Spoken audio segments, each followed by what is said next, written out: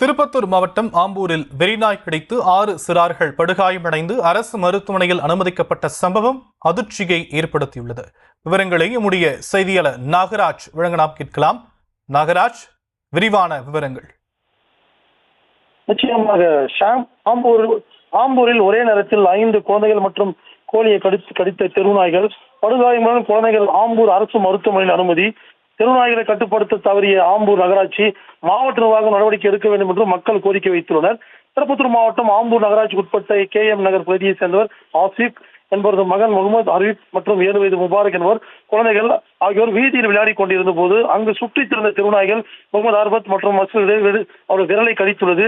இதில் படுகாயமடைந்த குழந்தைகள் அவர்களை பெற்றோர்கள் மீட்டு ஆம்பூர் அரசு மருத்துவமனையில் சிகிச்சையாக அனுமதித்துள்ளனர். அதே போல நசிலாபுரத்தை சேர்ந்த மொஹமித் மற்றும் 2 வயது சிறுவனை மேலும் 2 குழந்தைகளை அப்பகுதியில் விளையாடிக் கொண்டிருக்கும் இந்த தெருநாய்கள் கடித்துள்ளது. மற்றும் அப்பகுதியில் வளர்க்கப்பட்ட கோழியும் தெருநாய் கடித்துள்ளது. இந்த நிலையில் தெருநாய்கள் கடித்து இன்று ஒரே நாளில் 5 குழந்தைகளை ஆம்பூர் அரசு மருத்துவமனையில் சிகிச்சைக்காக அனுமதிக்கப்பட்ட சம்பவம் அப்பகுதியில் பெரும் பரபரப்பை ஏற்படுத்தியுள்ளது. மேலும் ஆம்பூர் நகராட்சி உட்பட்ட பல்வேறு பகுதிகளில் தெருநாய்கள் சுற்றித் திரிந்தும் இந்த தெருநாய்களை கட்டுப்படுத்த ஆம்பூர் நகராட்சி அதிகாரிகளுக்கு பலமுறை புகார் அளித்தும் அதிகாரிகள் எந்த ஒரு நடவடிக்கை எடுக்கப்படவில்லை என்பதே குற்றச்சாட்டு. மேலும் இது குறித்து மாவட்ட நிர்வாகம் உடனடியாக தலையிட்டு தெருநாய்கள் மீது கடிக்கும் நகராட்சிகளை நடவடிக்கை எடுக்கப்பட வேண்டும் என்று பொதுமக்கள் கோரிக்கை வைத்துள்ளனர். ஷாம்,